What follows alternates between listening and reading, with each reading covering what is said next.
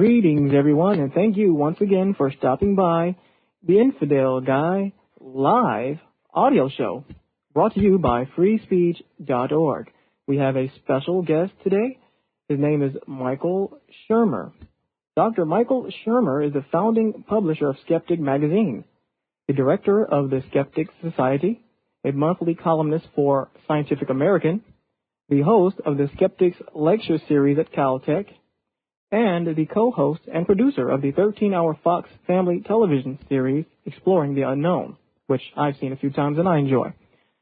Michael Shermer is also an author who has written several books and is coming out with one, and I'm sure he'll tell us more about that. Welcome to the show, Michael Shermer. Welcome, and thank you for having me. No problem. Well, tell us a little bit about yourself. I'd like to know more about you, and how did you become a skeptic? Well, we founded the Skeptic Society and Skeptic magazine in 1992 as an outgrowth of our lecture series at Caltech that also began that year, which is centered around the claims of the paranormal, pseudoscience, fringe groups, cults, any kinds of claims that are testable and controversial, things that are out there in the news a lot that are not typically covered by mainstream science press, and or even if they are, they don't do it exactly the same way we do. For example, we cover controversies like race and IQ and race and sports and anthropological controversies and evolution and creationism and those kinds of things where there's several sides to be heard, and we want to give everybody an opportunity to have their opinion voiced, and so that's kind of what we specialize in, and we found a little niche for ourselves. The magazine has grown in popularity over the years. It can now be found in every Barnes and Noble and Borders bookstore in America. We're pretty active on television, radio, newspapers, magazines. You've got to do that if you want to get your voice heard and get your ideas out there. So we do spend a lot of time doing that.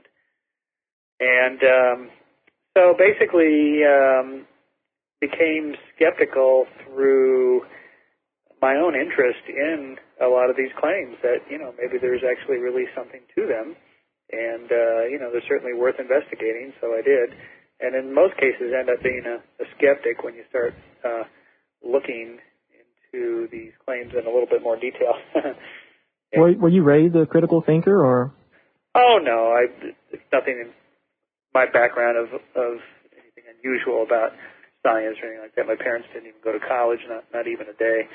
They're not religious. They weren't non-religious. They're not superstitious. They're not anti-superstitious. They're just, sort of irrelevant to what I do today, other than providing a good environment for learning. And so I'd probably owe more of it, if anything else, to the training in science I got in college. That is that there's an actual method of getting at answers to questions, and that method, of course, is science. And there's not a method, but lots of methods, and what we want to do with that is apply it where applicable to particular claims that are out there that are controversial, and that we can do something constructive with. So we basically do two different things. We do debunk claims because there's a lot of bunk that needs debunking. But more than that, we explain, try to provide explanations for a lot of these phenomena. In other words, don't just be people that say this is not true, but also try to find something positive to say in the sense that we can learn something from it, and particularly the psychology of belief systems. And I'm curious here, in all of your research, what is the most perplexing phenomenon that you have come across? What's the most which phenomenon? What is the most perplexing? Oh, perplexing. Well, I guess it would be belief systems themselves and how intelligent, educated people can believe weird things. That, to me, is the hard question. It's one thing to say that idiots believe these things, or fools, or uneducated people, or whatever, people from certain parts of the country, lots of generalizations. It's easy to do that. It's hard to explain why professors believe weird things.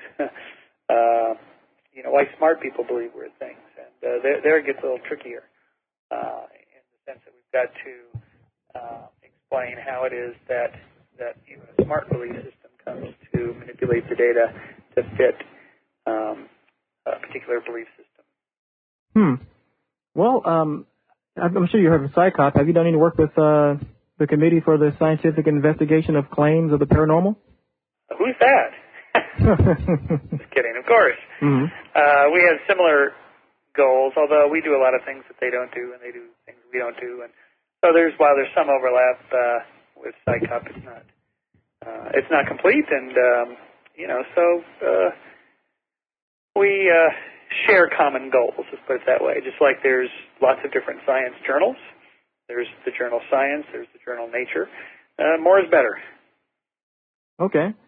Well, I see you've mentioned that you have your own theory here. I see on your bio, and the listeners here, if you just come in, we're with Michael Shermer.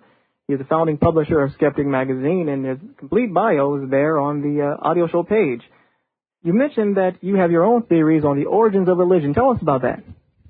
Well, in my book, How We Believe, I develop a model or a theory of how religion and belief in God would have evolved over, the last 10,000 years actually 30,000 years of human evolution, involving the fact that humans are social, hierarchical primate species, and that we have to have some means of resolving conflict and getting along and developing a moral system of some kind. And it was probably religion, although it probably didn't look like anything like what it looks like today. It's probably religion that did that.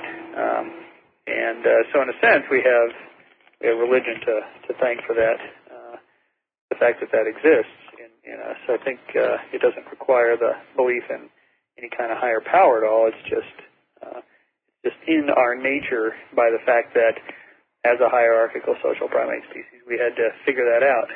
Okay. Could you speak up a little bit for me, please? Oh, yeah, sure. And so it's kind of a long story, but the gist of it is that we are by nature storytelling, pattern-seeking animals who try to provide some sort of explanation of the world, where we came from, why we're here, where we're going, the big questions. And long before there was science or any kind of organized system of explanation, there was religion. So it was religion that first started that. So it all derives from there. Now I think we've developed a better system through science of providing those explanations, but there's still stuff that science can't answer, stuff that religion does, like answering unanswerable questions. Why are we here? Those kinds of questions. Or even resolving a lot of moral dilemmas that science hasn't been able to resolve yet. There is a place there for religion. But I largely see science and religion as two different things. Okay. Well, recently I've had Jordan Maxwell on the show. Are you familiar with Jordan Maxwell's work? No, I don't. George Maxwell? His name is Jordan Maxwell. Oh, Jordan Maxwell. No, I don't think so. Okay, well, he talks about a lot of he's pretty much into the New Age thinking. He talks a lot about the origins of religion, etc., and he states that basically many of the origins of religion came from a fear of darkness, and light and dark were always opposing forces. But then he goes into nuclear bombs in China. I don't really know exactly where that came from, but he begins to talk about a lot of these New Age concepts that the Earth is actually younger than it really is, or older than it is predicted to be, that human beings have been on Earth longer. Have you delved into any of those type of... Not that particular one, although, we have entire sciences, fields of science devoted to answering each of those specific questions. Mm-hmm. And usually what I find when I look into these people is they're armchair intellectuals. They don't really actually do any science. They just read popular versions of science and then manipulate it to fit the Bible. Mm-hmm. And I find that to be, a rather unproductive thing to do. Yeah, I would like to have Kent Hovind on the show. Oh, yeah. That's one gentleman I know who does that quite frequently. Do you believe that God belief is irrational? Well, I guess it depends what you mean by irrational. It's just not rational. It's faith-based, or at least should be faith-based, right? Which is radically different from science and how science works. I think of science as a method, not a body of knowledge, but a method, a way of answering questions. And religion just doesn't do that. It's not supposed to be based in empiricism and reason and experiment and that kind of evidence. It's based on faith and belief. And that's why I see these as two different things. And so I don't think it's necessary to say religion is irrational in a pejorative sense. It's just non-rational. Okay. Is religion necessary? I don't think it's. No, I don't think it's necessary for us to get along. We've largely replaced it with secular systems. Does that mean it's going to go away? I doubt. I'd be very surprised. Like government, it's a massive social institution that's been here for 10,000 years and probably isn't going to go away soon. It's certainly not in my lifetime, anyway. Okay. Well, what exactly is a skeptic? The big questions here, huh? Well, a skeptic is somebody who investigates any kind of claim with an open mind, using the methods of science and reason to try to get at an answer. Oh, but Michael, you can't have an open mind now. You know, if you're too critical about something, this is what some of the critics would say, wouldn't they? What's that again? Your mind can't be too open. Oh yeah, the rub here is to find the healthy balance between being open-minded enough to accept radical new ideas and being so open-minded that your brains fall out. That's the rub for all of us to try to find. That's that essential tension, that balance that is difficult for us to find, but it's there, and you've got to look for it. Okay. Well, ghosts and other phenomena. I want to know, where do you think the origins of this lies? Is there any validity to any of these paranormal or pseudoscientific, I guess you would say, phenomena that have occurred all over the world, including alien abductions, etc.? I'd like to know more about some of your research in that area, and what have you discovered? Okay, well, there's an entire book that I've written on that subject called Why People Believe Weird Things. So the best thing anybody can do is go read the book. I can't summarize an entire book in a single interview, but essentially, and each of these claims has different explanations. There isn't one magic bullet that explains everything. For example, ghosts are a form of animism, in one way to look at them. Okay. It's a type of living spiritual entities that float around and represent those who have died and so on. But it's a lot more than that. I mean, as an explanation, we can look at the psychology of perception and how people misperceive things, particularly at night. We can look at the physics of sound travel at night and how it's different than during the day. We can look at the physics of background noise and how that masks anomalous noises during the day, but not at night because there's less, so you hear these things. Plus at night, psychology of being a little more susceptible because you're fatigued to suggestions and fantasies and on and on and on. I mean, there's just whole chapters on each of those subjects. It just depends on what the specific claim is on how we go about explaining it. Alien abductions is sometimes related to ghosts in the sense that these are phenomena that occur, psychological phenomena that occur to people in the middle of the night, typically in their beds while they're asleep, the sleep phenomenon. That sounds like a familiar theme. I believe they experienced the same thing in the 1800s with the witches kidnapping children, didn't they? Exactly. That's right. So is this just an evolved form of that? Yeah. The experiences are in the brain, but the details of the experiences are determined by culture and history, what's popular at that time in culture. Mm-hmm. So you have to sort of see what's going on at that time, and then you end up examining this what I'm calling a psychosocial phenomenon. It's a combination of individual experiences as they're grafted onto the culture, or vice versa, actually. And that's why I call them psychosocial phenomenon. Okay. Well, I'm sure many of the listeners would like to hear more about some of these some of this debunking here, because we hear this stuff all the time, and I guess common sense would dictate many of these things, and with a little bit of research, it really doesn't take too much research to understand exactly what is going on with these experiences. To these individuals, we had Dan Barker on the show 2 weeks ago, and he mentioned that these experiences are very, very real to the person experiencing them. Yeah. And of course, it's in the brain, I guess, of course. But what exactly? I mean, I really want to know some more about the details involved here within your research. What is going on in the brain here? Why are these people having these not why, but how do these experiences take place? What is going on in the head? It depends on the experience. Okay. I mean, are we talking about illusions, hallucinations, lucid dreams, false memories? You're asking very general questions, like explain everything that's ever happened to anybody. What's up to you, Michael? You can go ahead and just pick and choose if you want to, and you can go ahead and do that. That's fine. That'd be great. We have plenty of time. Okay. Got to fill this hour. That's right. We can fill the hour. Once again, this is your forum too, Michael. I want the listeners to know more about you and what you do. And it's the well, let's take the recovered memory movement. Here you have an example of a claim that sounds on the surface like it could be real, that people are recovering memories of past sexual molestations and abuses.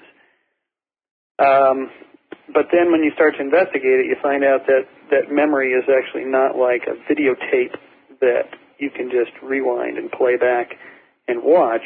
In fact, it's an edited type tape. It's a type of editing process that goes on such that the very process of recovering a memory reconstructs a memory, adds to it, edits it, takes stuff out. So to try to figure out what actually really happened is very difficult.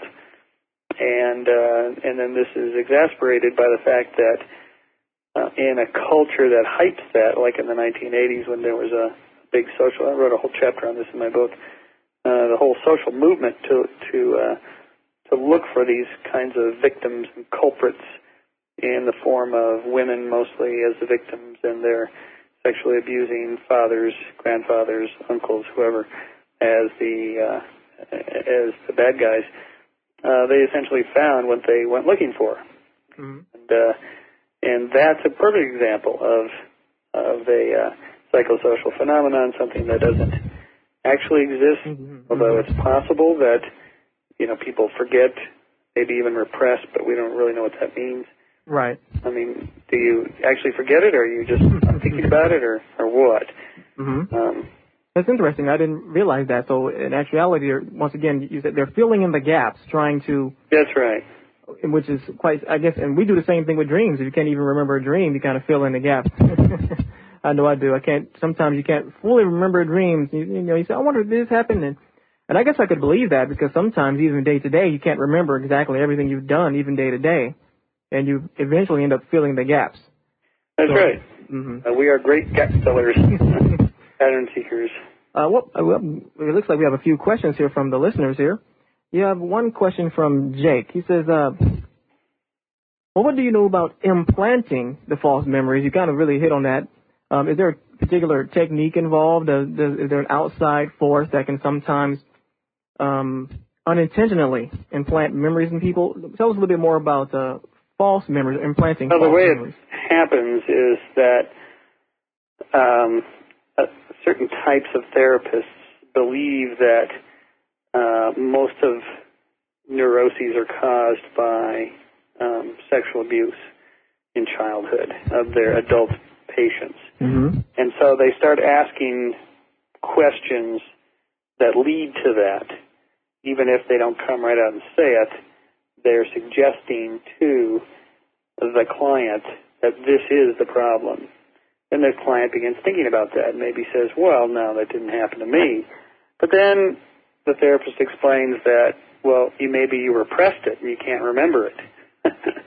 So I had this bizarre situation where the therapist doesn't know that anything happened, the patient doesn't know that anything happened. And in reality, probably nothing happened, but if they start thinking about it long enough, they might start coming up with stuff. The mind just starts making stuff up, even if it's nebulous stuff. Yeah, I've been having some strange dreams lately. And then you look at the symptoms of the dreams, and maybe those dream components can stand for something else, like intercourse or whatever. And so this is a very Freudian concept, this whole thing is very Freudian. It's based on the idea that, that there's a subconscious and there's stuff going on underneath there that you're not aware of, but the therapist can discover through a free association type Q&A. It's very Freudian. There's no science at all in it. It's just interesting. Total pseudoscience. Well, we have a question from Nathan, and I'm pretty sure I could answer this one because I answer this one all the time myself. Well, what about two people in the same room having the same vision or encounter? Well, there it's probably something else unless they're both smoking the same dope. There you're probably talking about a type of illusion, some sort of common, like, atmospheric phenomenon. Everybody sees the same UFO or whatever. That's probably a weather balloon or a missile launch or, something like that. And again, it depends on the claim. If I had a specific example, I could be a little more about that. Ghosts, like, hard to say. I wasn't there. The more detail you have in these types of claims, the easier it is to give a specific answer. Yeah, and one thing I've noticed as well, Michael, is that we forget, as human beings, we're all going to experience many of the same experiences. And in that, because we're all human beings and we all experience many of the same things, many of our visions can even be very similar. Because we read a lot of the same things, or even see a lot of the same things, or even hear a lot of the same stories over and over again. So it's not that difficult. I've had plenty of dreams similar to other people. Right. But what I forget, and I'm sure you can back me up on this, what I forget is all the times my dream was not like anyone else's. There you go. Same thing. I use the green light, red light analogy. You pull up to a red light, and you can steal this if you wish. No, just kidding. But you can pull up to a red light, or you're pulling up to a light, and you're saying to yourself, it's going to turn green before I reach it. It's going to turn green. And then you get to the light, it's green. And then you say, I knew it. The light was going to turn green. That's good. And you forget all the time that the light was red on you, and you had to sit there and wait for 5 to 10 minutes. And we do. We only remember the good parts. Yeah, and you only remember the hits and forget the misses. The things that stand out. Right. In particular, you go to the phone to call your friend Bob. The phone rings. It's Bob. You can't believe it. The chances, but how many times you go to the phone to call your friend Bob? Bob didn't call. Bob called. You weren't thinking about him. All the other things that could have happened. You forget those. Actually, I'm sorry, I didn't mean to interrupt you. So I can continue. Okay, well, a question from Frances. She asked, she had an experience in which her heart stopped in a hospital. And during this time, during this time, she believed she could hear people talking about her, talking about what they were going to do to her and all these things. And when she awoke or recovered, the experience that she believed she overheard or even saw, actually she saw the experience as well in her head, that it collaborated with what she heard and what she saw when she later asked about the procedure. Right. This is a common thing as well. What info do you have on that? Yeah, here we're talking about the near-death experience, and I would need more details, but it's possible that in some of these cases, she was in the hospital. Is that what it was? She was getting surgery? She had a heart attack and was in the hospital on the bed. And okay, so you see, she may not have been completely unconscious. Yeah, not completely out. There might have been, slightly aware of what's going on around her, and then so the memory picks up on a lot of that. Exactly. It's not completely unknown to her. So then and maybe people are in the room talking. Of course. And they're talking. She hears that and is remembering some of that, and all that gets put into this near-death experience. And the brain puts it all together like a puzzle. Exactly right. I believe I've explained that same thing. Even voice direction, you can hear voices, so you would know exactly where the position of the person was standing, and your brain will put it all together. You can even tell maybe what ethnic background you're dealing with, right? Yep. And not only that, and of course positions of lights. Of course, you can actually tell direction of light even while your eyes are closed, and your brain puts together the rest. And that's what I've explained to this person as well. I'm glad you. Yeah, I think I do think that's essentially it. The near-death experience, we should say, is not fully explained by science. There's still a lot to understand about it. I mean, what is the cause of it? It may have several causes. It might be deprivation of oxygen in the brain. It might be some kind of trauma to the brain. It might be some sort of stimulation of the brain that causes an increase in some kind of neurotransmitter substance. We don't really know that. So we can't claim to have a full explanation on that. Just we have a pretty good understanding of what's going on. We don't think it has anything to do with being a bridge to the other side. After all, most people who have these experiences don't have a near-death experience of any kind. The people that almost die and so on. I mean, people have heart attacks every day by the thousands, and most of them don't die on the spot. They recover. Well, why don't they have near-death experiences? We don't know. Why do some people have real positive experiences, and those are the ones you always hear about? Right. I just wanted to let go. Heaven was beautiful, wonderful, and so on. But lots of people have real negative experiences or neutral experiences. I believe Shirley MacLaine, she wrote a book about her negative experiences she had when she had a near-death experience. Yeah. Well, we just don't know the answers to those questions. We just don't fully understand it yet. Well, another phenomenon that has definitely perturbed me is, and someone just asked a question about this, twins, and the way they can somehow feel each other's presence, or they know what each other are thinking, even twins who have never met each other from miles away. They have the same likes, the same wants, all these things. That's what you hear. Okay. But the question is, if we want to quantify that and ask, how similar are their thoughts? I mean, they say, yeah, we had the same thought, but how similar was it? I mean, there has to be, in science, you have to have some way to measure that. You can't just take somebody's word for it that it was identical. People misremember. They remember things in a very positive way, or they tend to exaggerate. The fisherman with the bigger fish. The more he tells a story, the more these twin stories are told, the more similar they become. Because we want to believe that identical twins are going to have identical experiences or whatever, and they don't. I mean, they do more than non-twins do, and that has to do with behavior genetics. But do they have the same thoughts? Well, I mean, to the extent that the more similar you are to somebody, the more likely you are to have had similar thoughts, then that makes sense. Not in any psychic way. Okay. Just, I mean, you and your brother or sister are going to have more similar thoughts than you and a stranger, because you've spent a lot of time together, growing up together, and so on. And twins is that in spades, because they also have the genetic component. And we know that personality, for example, is at least 50% heritable. So identical twins are of course going to have similar temperaments, which will make their thoughts more similar. But that's just genetics. That's not. I didn't know that. That's been proven. That the personality is encoded in the genes. 50%. About half. About half. Yeah, it's looking like most of these behavioral characteristics are about half genetically coded. That still leaves half for the environment, which is a lot. But the point is that you can't discount the fact that identical twins are going to have identical everything.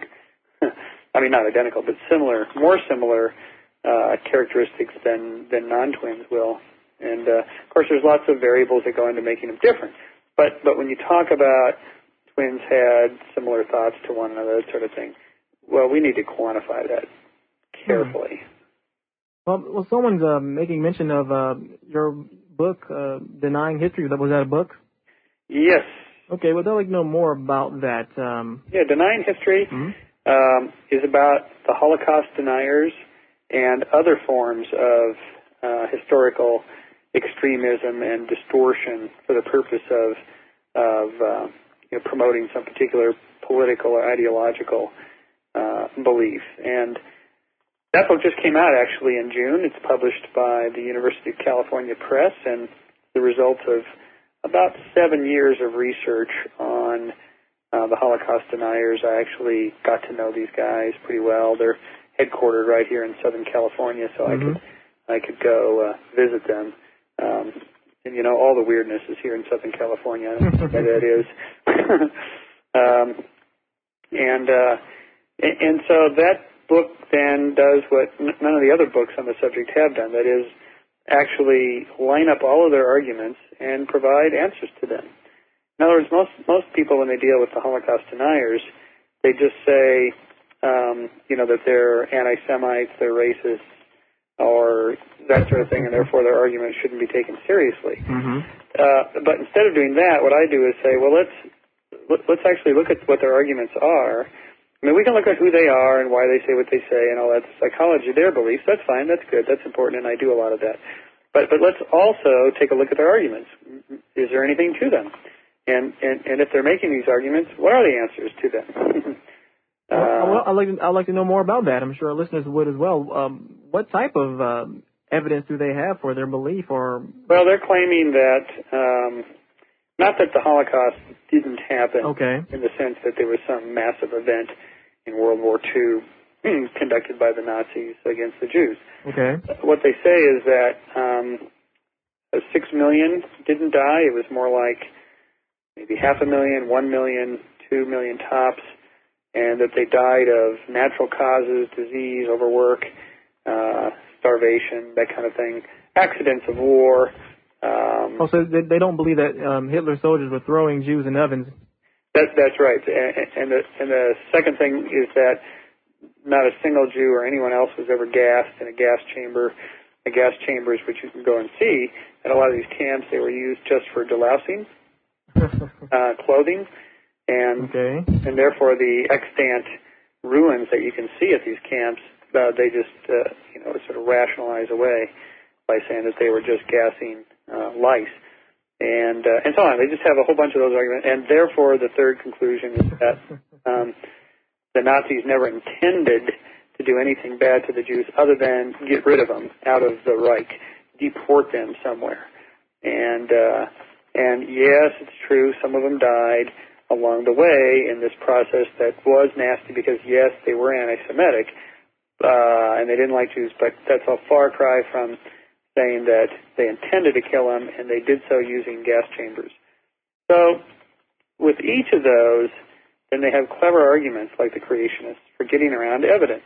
So if you show them a picture of a pile of bodies in an open pit and they've, they're just lying there, they'll say, well, yeah, of course, this is war. I mean, people do crazy, nutty things in times of war.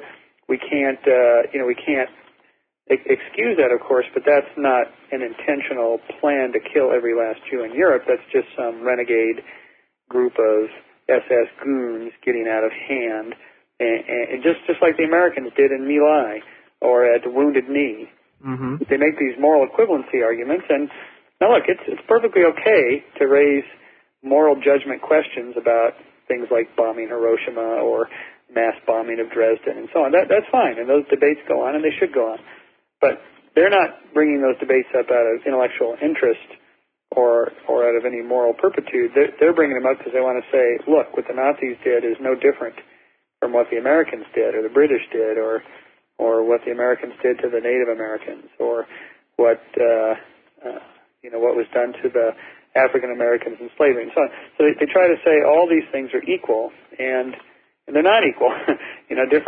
Different contexts have different motives and so on. And so anyway, they play these rather clever games. You can find documents. This is all in the book. You can find documents like from the leading Nazis where they talk about the Ausrotten der Juden, the extermination of the Jews. Mm-hmm. Well, what can that possibly mean other than what it sounds like it means? Well, I said, Ausrotten doesn't really mean extermination. It really translates as rooting out, or to get rid of. Oh, come on. Yeah. The lice, right? Just like lice. Or no, okay, so actually more like deportation, but then what I pointed out was that there are documents saying ordering the Ausrotten of lice. Well, what could they possibly mean? Eradication. Yeah, of course. They're not talking about deporting the lice of Spain. Right. So they play those kinds of games, and at the end of the book, I actually talk about. I added this chapter right at the last moment on the rape of Nanking. These are the war crimes against the Chinese by the Japanese army during the Second World War. And it turns out that the Japanese government they're in denial about these crimes, particularly the rape of Nanking. It's really a ghastly set of crimes against the civilians of this city. But the weird thing is they make almost the exact same arguments as the Holocaust deniers, almost like they read each other's literature and study it and figure out, well, this guy made compare notes.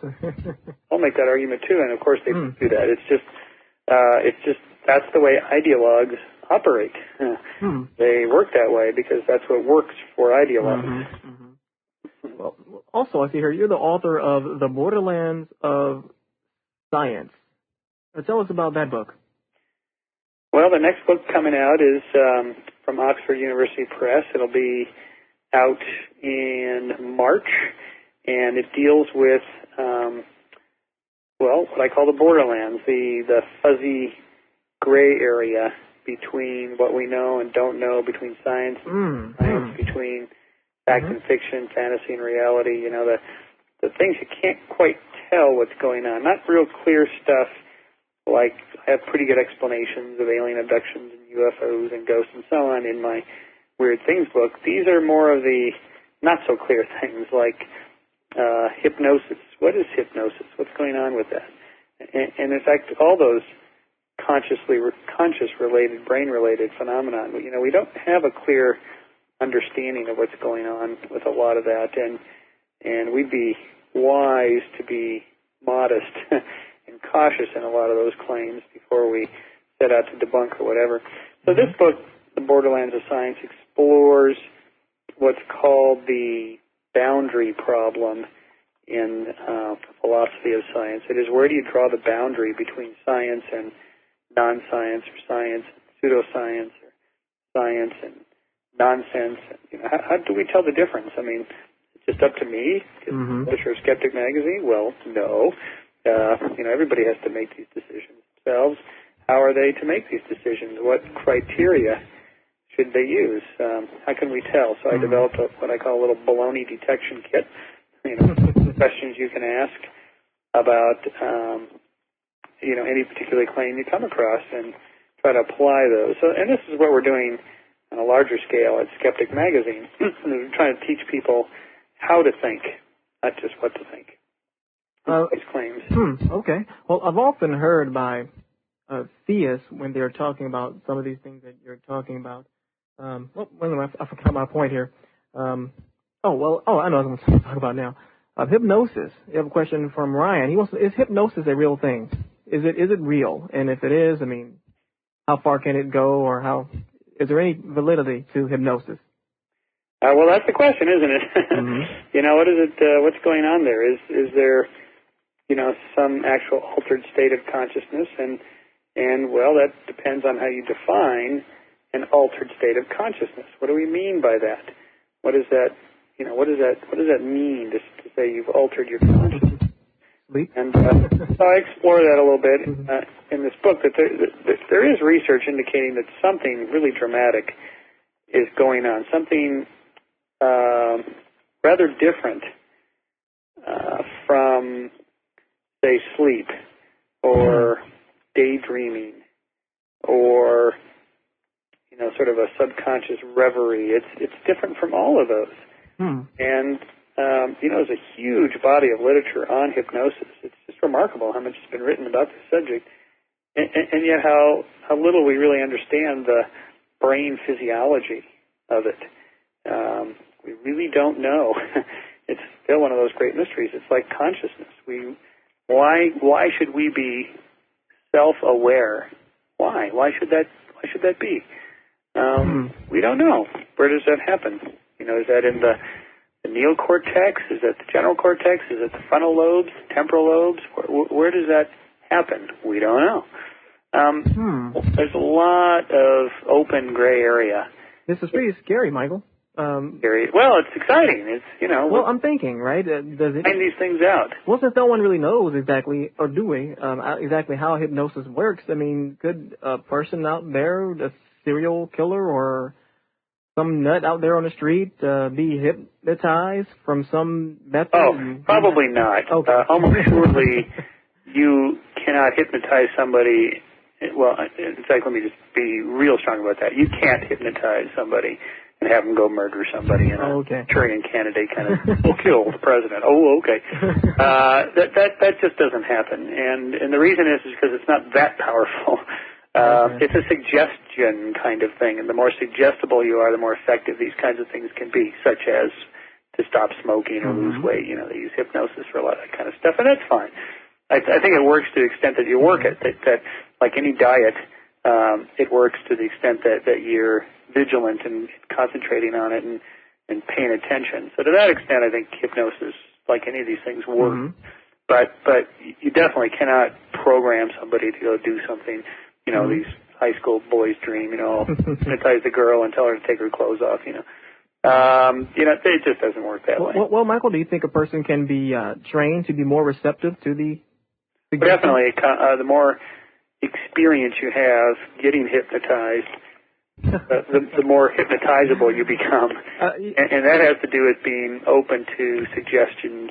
Anyway, right. Automatically, I hope I don't offend any of my theistic listeners here, but automatically I think of church members when we're talking about that.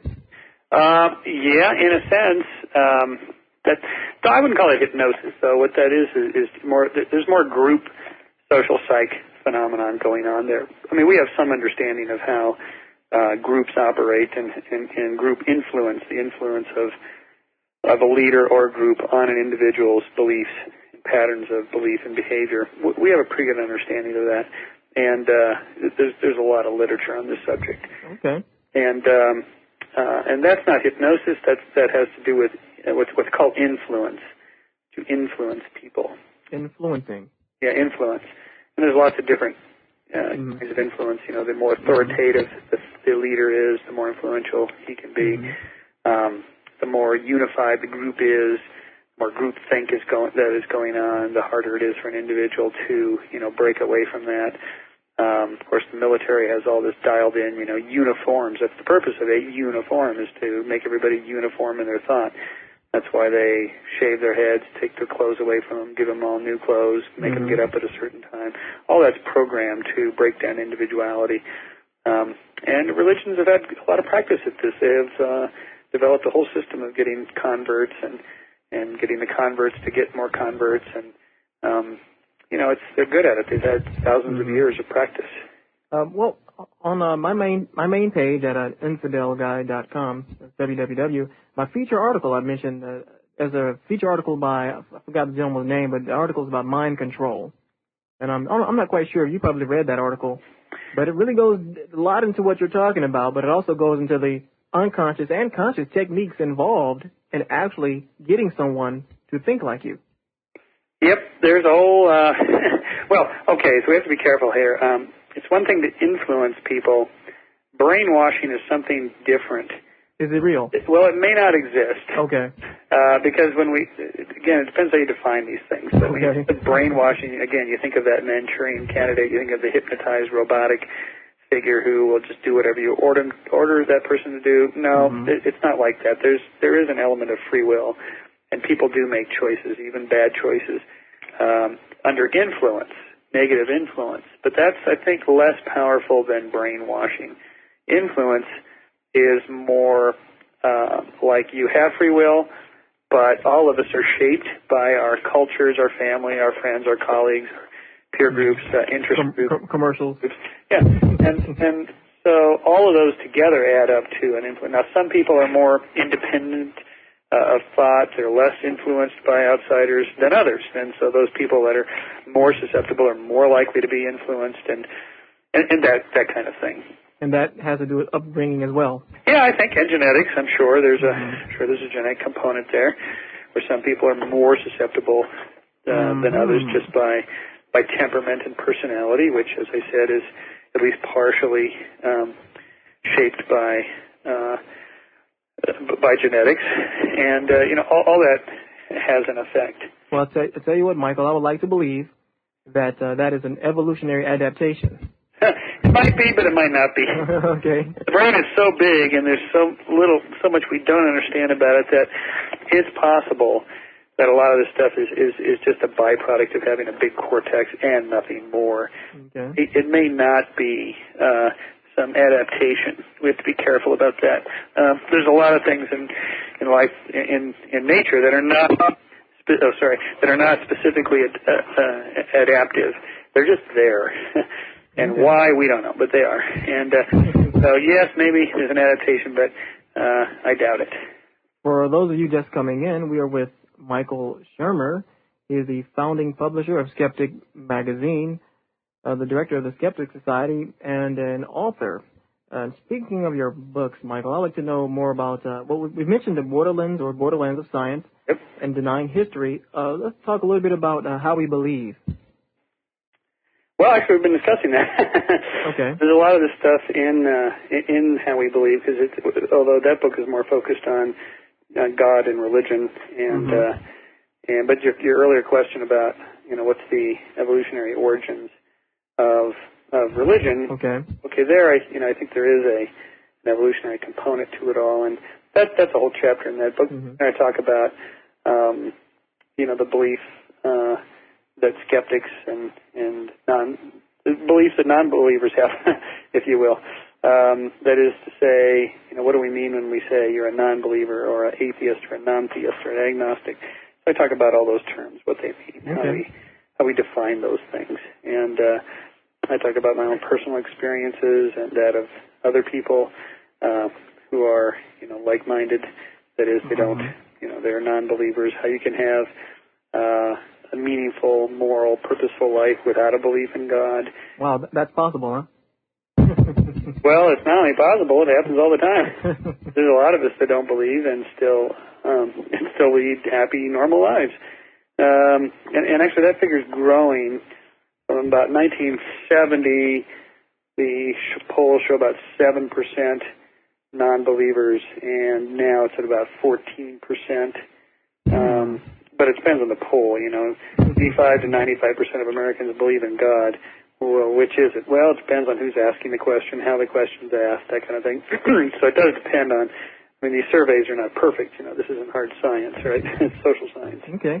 Well, you have some people in here talking about the book, or your books. I believe you said The Borderlands of Science is coming out in March. You have Denying History, How We Believe, Why People Believe Weird Things. Are those only publications that you have? Okay. Well, of course, Skeptic Magazine. And of course, Skeptic Magazine. And how does one find out more information about Skeptic Magazine? And actually, www.skeptic.com. Okay. Skeptic.com is our webpage. On there, you'll find Junior Skeptic Magazine. We also publish that. We haven't talked about that. Junior Skeptic Magazine is for junior high and high school kids, college kids. Actually, a lot of adults, too. It's sort of a more basic version of Skeptic, real clear, straightforward explanations of a lot of phenomenon that people are really interested in. Junior Skeptic also provides some activities, science and magic type activities kids can do. and that teaches critical thinking skills. And Junior Skeptic at present is tipped into every issue of Skeptic. So if you subscribe to Skeptic Magazine, you automatically get a subscription to Junior Skeptic Magazine, as well as a membership to the Skeptic Society. All that's on our webpage, skeptic.com. Also there you'll find all of our back issues. We keep them all in print from Volume 1, Number 1, all the way up to present, Volume 8, Number 2. And that one just came out on Science and Religion. Our next one, Volume 8, Number 3, is on Chaos and Complexity Theory. Should we be skeptical of that? Volume 8, Number 4, that we're just working on now, is on Intelligent Design Creationism, the whole new creationists. So each issue has a particular theme to it, and you can just go through those back issues and pick out the theme issue, and it's like buying a book. And every one has, lengthy articles. They're like chapters, and they're well illustrated and well researched and original. Okay. We also have videotapes on our webpage, skeptic.com. There's our public lecture series at Caltech. We videotape all the lectures, and we make them available for the general public to purchase at a very reasonable cost. And there you're getting, some of the most world-class, biggest names in all of science and scholarship talking about their fields of expertise. It's a wonderful thing. Wow, that's great. Speaking of video series, tell us a little bit more about your 13-hour series, Exploring the Unknown. Well, I hope that's going to be available soon as well, once I get permission, once they quit trying to sell it to overseas and stuff. But there we have 13 one-hour episodes. Each hour has 5 different segments in it dealing with 5 different subjects, and some of them are two-parters and related to one another. Like we did a whole thing on alien abductions and near-death experiences, ghosts, UFOs, several things on UFOs. There's so many different angles to it. Of course, we did something on Roswell. We did something on lie detectors and can you tell if somebody's lying or not. So they're beautifully produced. They spent a lot of money on them. They got the best cameramen and soundmen. It's just great. We actually tested a lot of people. We did stuff on hypnosis and acupuncture, acupressure, alternative medicine. Lots of meaty stuff in there. I'll be posting something about that on my hotline as well. If you go to the webpage, skeptic.com, you can sign up free for the e-Skeptic. We have an electronic Skeptic that we post a couple of times a week, and upcoming events and just things related to skepticism. So that's what we do. So actually, that's really the best thing to do is go straight to our webpage, since everybody getting this interview is going to be web savvy, obviously. It's a simple webpage to get around, and a lot of stuff posted on there. They can spend hours just clicking around reading stuff, and the best thing to do is go there, and they can also sign up. That's the most important part. You can subscribe to Skeptic right on the webpage. That's great, and I'm sure you will get a few, if not many, individuals to do that. Well, we're almost at the top of the hour, and we're going to end the show shortly, but you mentioned Roswell earlier. I've been to Roswell, New Mexico, and I thought you would find this pretty interesting. I actually did see the mutilated cows everyone's talking about. What is going on? Well, cattle mutilations really looks like just scavengers who are picking out the soft parts of the animal, like the eyes and the genitals and so on. And then when the cow dries out and rigor mortis sets in and so on, the skin stretches around those holes such that it looks much smoother and rounder and more symmetrical than it originally was. It looks like it was laser cut or whatever, when in actuality it was, just Fido or wild Fido out there, or some vultures picking away at the animal. I mean, even in the belly region, because this cow I saw was slit from the anus to the throat. Scavengers specialize in that. That's what they do. They're beautifully adapted for doing exactly what it looks like they've done on these cattle mutilations. Besides that, let's think about this for a second. Alien intelligences far enough advanced of us to be able to get here across interstellar space and find us. This is what they're going to do. They're going to leave circles in Farmer Bob's field and cut out the genitals and soft parts of Farmer Bob's cows. This is it? I mean, no White House landing and talking to the president, no contact with us, just cows and wheat. It seems rather unlikely. I've heard say that since our cloning techniques involve cow female eggs, they said they were doing the same thing to adapt to our environment. This is what I don't believe it. If it is just what I've heard. Right. So it's quite interesting. It's funny at the most. Inquiry minds want to know. Well, thank you, Michael Shermer, for taking some time out of your schedule to appear on the show. Well, thanks for having me. And I'm sure the guests will take a visit. And do you have anything you'd like to leave with the listeners? Yeah, just remember, nothing is certain, but I'm not sure about that. Well, thank you once again, and I hope we stay in contact. I'm going to put you on hold for 1 second. Well, gang, this was a great show. Thank you all once again for stopping by the Infidel Guy show, which is now live. As you see, I've changed the title to Live with the Infidel Guy. I had a great evening. I hope you all have too. Stick around for chat. I'll hang around for a minute. If you've missed the live show will be up in approximately 25 minutes. Thank you for stopping by.